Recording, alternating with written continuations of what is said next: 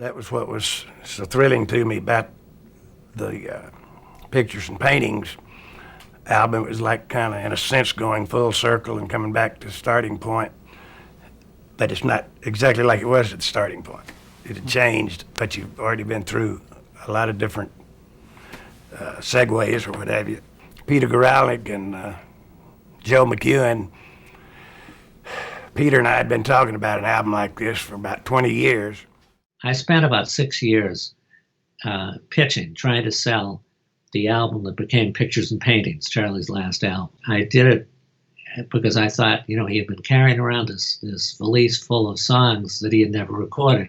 And I had also been to a couple of his rehearsal sessions out at the house. And so I put together a demo tape from some of the rehearsals, songs from the rehearsal sessions, a live version of You Don't Know Me that I had never heard him do before, that he sang at Memphis State, that was just absolutely beautiful. And that was always my concept of the album, that it would be called You Don't Know Me. And then Doc Pomus gave us Pictures and Paintings, and that became the title song. I etched in my head of a face that was perfect as someone else kisses in bed. Now all I am left with, all that I have.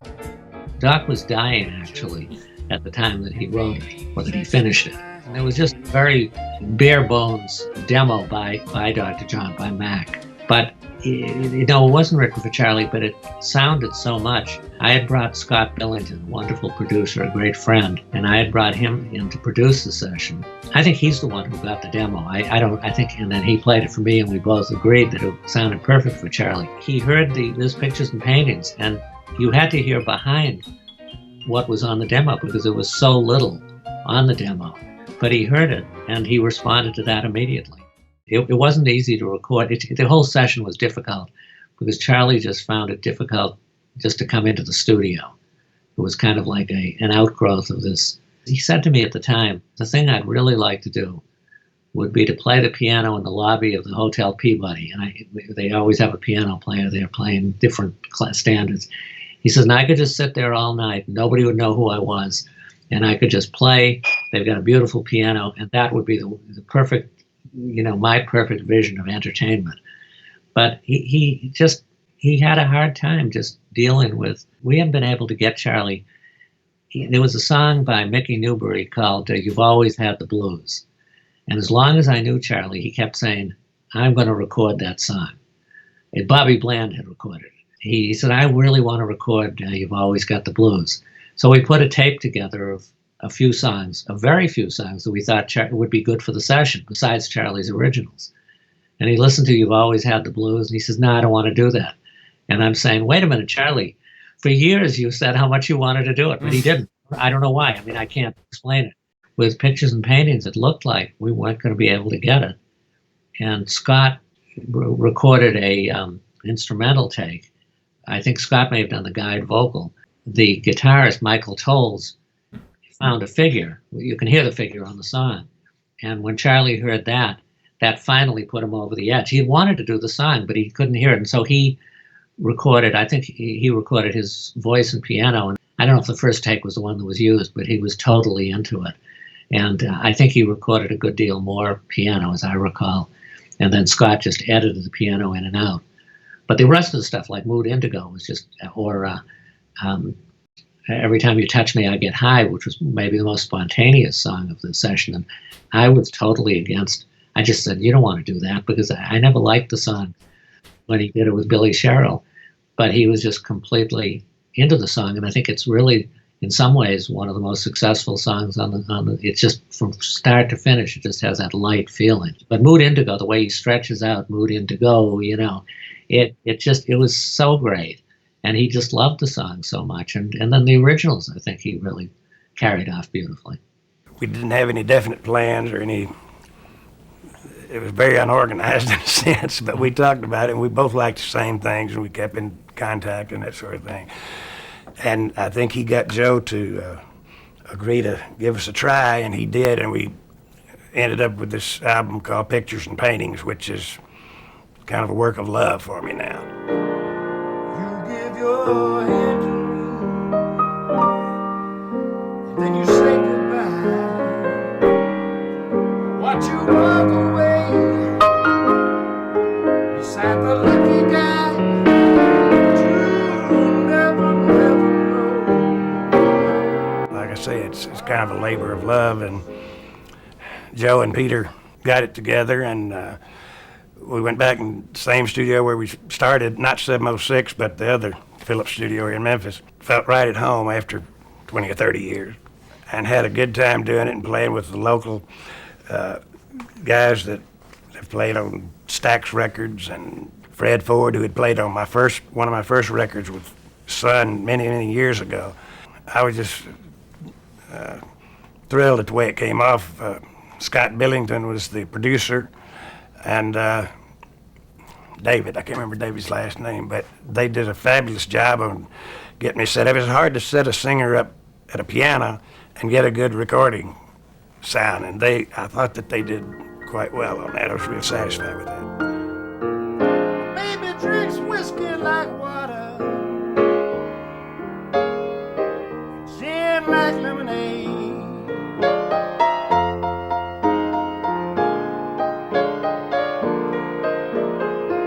She drinks whiskey like water, gin like lemonade. After Charlie had finished the album, and we were all back home, and Scott sent us, I think the cassettes where they hadn't been mixed yet. They didn't represent the final mixes, but he sent out cassettes to me and Charlie, and I'm sure a number of other people. And one day the phone rings, and it was Charlie. So it's Charlie calling. He says, "You'll never guess what I've been doing, man." And I said, "No." He says, "I've been driving around in my 190 SL, his Mercedes." I said, "Well, great. I'm just thinking, what is this about?" He says, "And you'll never guess what I've been listening to." At this point, I was beginning to catch on. I said, "No, what?" He says, "I've been listening to our album, man. I've been listening to it, and I've listened to it over and over, and it's really great. I mean, and so to me, that was just the pinnacle. I didn't care if the album sold a single copy. It had made Charlie happy. It had made him feel, fulfilled, and that was the purpose of it. And for him to call up and to talk about driving around and listening to it over and over, I thought that's it, the pinnacle of life. Lord, I'm blue as I can be.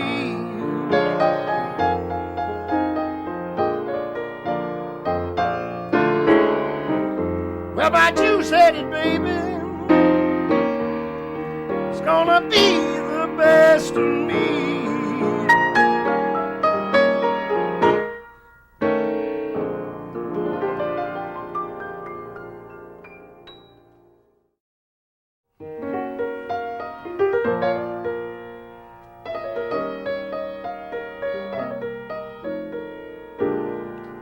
Got a juice head, baby.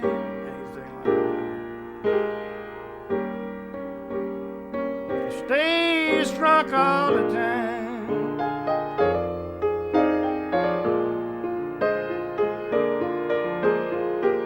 I've got a juice-headed baby.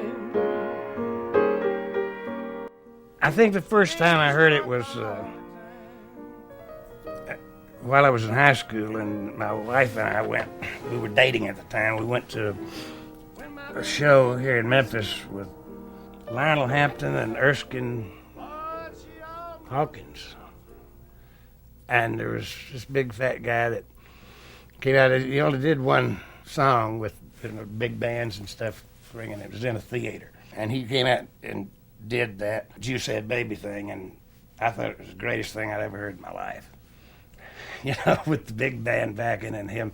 He had a Jimmy Rushing type delivery and that sort of thing. So I never did know if I really got the right words down to it. I never saw any music to it or anything. And I started attempting it in clubs and making up little verses and going along. So I'd like to see the original music sometime just to see what it does say. But it knocked me out the way he did it. I don't even remember the name of the singer.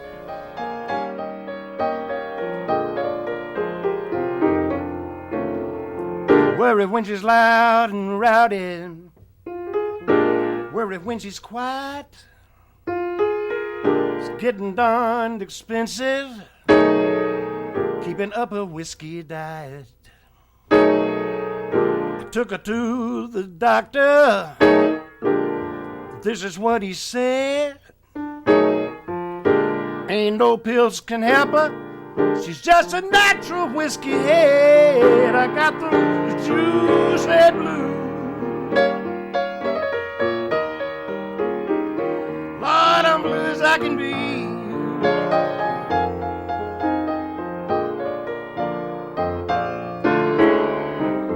Well, my juice headed baby, it's gonna be the best of me.